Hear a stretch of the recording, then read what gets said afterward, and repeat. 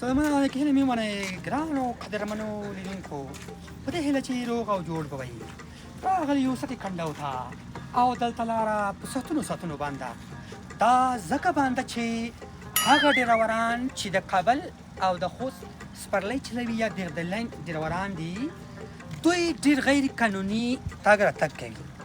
کله چې لاره یو لاس بند وي دوی نو په دوهم لاس باندې ځي او راځي او دې سره دغه لاره مکمله بند وي. نو موږ د هغه ډریورانو نه هیله کوو چې په قانوني ډول موټر وچلوئ تر څو خپل ژوند او د سپرلی ژوند مو بې خطره او خوندي وي. لاین خو ته وښه درنو ملګرو تاسو وینئ چې ټول سړک بند دی، په ساعتونو کېږي چې سړک بند دی.